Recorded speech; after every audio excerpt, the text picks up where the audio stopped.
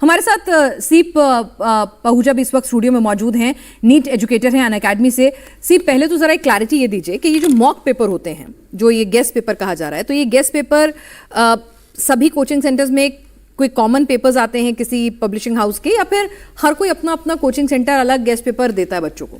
देखिए बिनाज, 2019 से exam NTA conduct करा रहा है एंड एनटीए कोई ऑफिशियल गेस्ट पेपर रिलीज नहीं करता। ठीक है। हर कोचिंग इंस्टीट्यूट अपना mock test, predicted question, trend analysis के अकॉर्डिंग कुछ सैंपल पेपर रिलीज करता है। एनटीए ने भी एक अपना प्लेटफॉर्म बनाया है, एनटीए अभ्यास, जहां पे वो कुछ most expected sample question release करता है। बट ऐसा कोई गेस्ट पेपर हर साल रिलीज नहीं होता, कोई सर्कुलेट नहीं होता। ठीक है।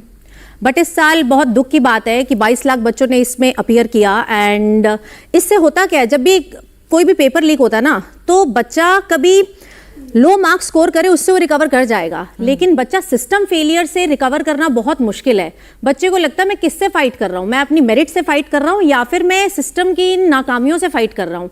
जबकि आप मानेंगे नहीं, इस साल एनटीए ने स्पेशली अपनी प्रेस रिलीज में रिलीज भी किया था कि हम इस साल स्पेसिफिक जैमर्स यूज कर रहे हैं, सिक्योरिटी यूज कर रहे हैं, सीसीटीवी कैमरा यूज कर रहे हैं। और उन्होंने एक लाइन भी लिखी कि ये कोई मामूली सा कोई स्कूल टेस्ट नहीं है, आपको इसके लिए बहुत हाई लेवल पे प्रिपरेशन करनी है। बट उसके बाद आप अपनी प्रिपरेशन तो सुधार लीजिए भाई। आप जैमर लगा के आप शायद चीटिंग रोक रहे हैं, ठीक है, आप इस तरह की चीज करके आप कोई सपोर्ट सिस्टम वहां पर हो जाए वो रोक सकते हैं। लेकिन यहाँ सवाल तो ये ना कि पेपर लीक हो रहा है, और एक बार नहीं बार बार हो रहा है। पिछली बार भी तो ये नहीं था ना कि किसी एग्जामिनेशन सेंटर में बैठ के बच्चों को चीटिंग तो कराई नहीं जा रही थी।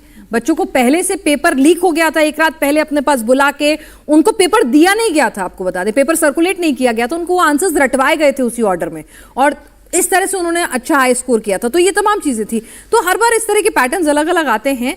तो यानी मॉक पेपर, गेस्ट पेपर जो सर्कुलेट हुआ वो हर कोचिंग सेंटर का अपना अलग होता है। ऐसा भी नहीं था कि कोई कॉमन पेपर था और एक कोई मिसकंडक्ट या मिसकन्फ्यूजन यहाँ पर हो जाए। प्रॉपर सीसीटीवी के तहत ट्रांसपोर्ट किया जाता है, सेफ तरीके से रखा जाता है। पेपर अगर ओपनिंग की बात करूं, जब बच्चा सेंटर में बैठ जाता है तब जाकर पेपर बच्चे के सामने उसका सील ओपन होता है।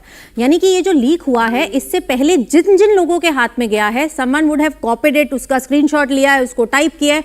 केमिस्ट्री के सारे क्वेश्चन, मतलब ऑप्शन तक चेंज नहीं किए, वो भी बिल्कुल सेम मैच हो गए हैं। तो बहुत दुख की बात है, जो बच्चा दिन रात मेहनत कर रहा है, हमने बच्चों के साथ लग के 100 घंटे बच्चों को पढ़ाया है, रिवाइज कराया है।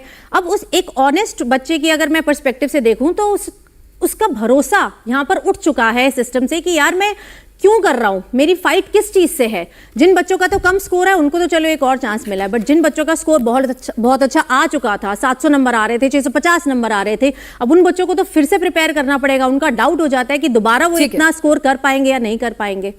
ठीक है। जयेश राजपूत सर, जो जिस तरह से यहाँ पर अभी सीप पहूजा कह रही हैं कि भाई बहुत सारे जो अपने सब्जेक्ट के एक्सपर्ट्स होते हैं वो मिलके क्वेश्चंस, सजेस्टिव क्वेश्चंस देते हैं, फिर उनमें से क्वेश्चन सेलेक्ट होते हैं, फिर उन सेलेक्टेड क्वेश्चन से में भी दूसरे ग्रुप से वो वेरीफाई करते हैं, और फिर कौन से सवाल सेलेक्ट हुए हैं